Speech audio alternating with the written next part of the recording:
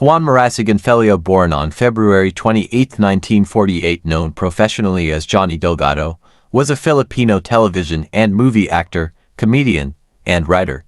He is best known for his television work on the TV gag show Going Bananas. He is the son of Ben Felio, a film director, and Victorina Marasigan, an educator. Johnny had his formal education at Colegio de San Juan de Letran. He was the husband of actress-director Loris Gillen and the father of actresses Ana Felio and Ina Felio. Delgado was diagnosed with cancer in 2008. Early that year, Delgado assured that he was responding well to chemotherapy. A healthy and strong Delgado went so far to attend the birthday celebration of Sen. Jinggoy Estrada in February 2009. He announced there that he was in remission. Kayo talaga tandaan. Ako?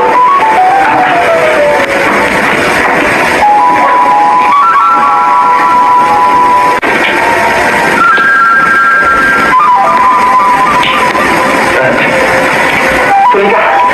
Tuloy mo! Well. Ay ka! Talagang gutom ako. Hindi ba alam? Trabaho. Nagugutom ako. Kaya, saka na. Huwag kang ikilos dyan. Kaya, oras ng bumibig ko at lumigwak. Patay ka na. Sa bukid, kuya. Kasi madalas magpunta mga pulis dito sa bahay natin. O, saan ka naman pupunta? Bahala na. Pati na kami, kuya eh. Pag-iinitan niya yung taropa ni Baldo. Balikat. May nakapagsabi sa akin na ang sakrisan mo raw ay may sugat din sa kanang balikat. Ibig ko siya makausap. Mahindin! Yun. Mr. Gold. Oh. Touch it. Manila. I will be the one to talk. May sakit yun ah. Di pa lumalabas? Di kaya mabinat yun? Si Elsie, namatay. Huwag niyong gagalawin. Tatawag ako magkutos siya. Hindi na, Dario. Pinutot lang ko siya ng ulo. Miso, nagdadahilan lang. Hanggang ngayon ba naman, baluktot pa rin ang paninindigan ng tatay mo. Sa pagkakataong ito, dapat magtulong-tulong tayong lahat. Politika lang yan eh. Kalimutan na natin ang lahat. At dyan din ang dahilan, Gardeng, kung bakit inimbitahan kita. Dahil matigas din ang ulo ng kapatid mo. Sana naman, maiba ka. Sa anong dahilan may iba, Congressman? Didiretsuhin na kita bago tayo bumaba, makisalo sa mga bisita. Dalawang bagay ang ialo ko sa'yo.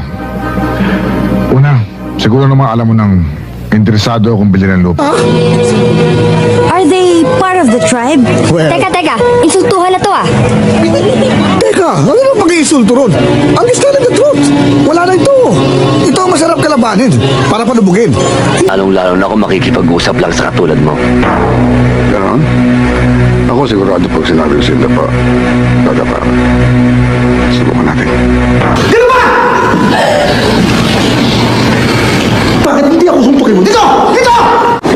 Matulog! So para bang takot ka sa mga darating sa'yo bukas? Mabuhay ka!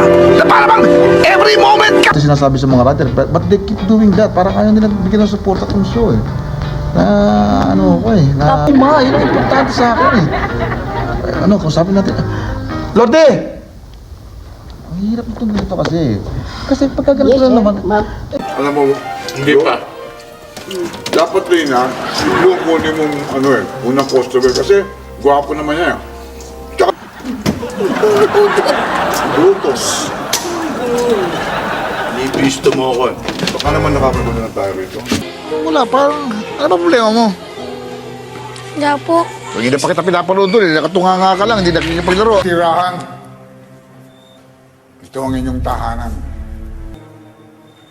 Isang bagay lang ang gagawin nyo rito. Yun ay mamalimot.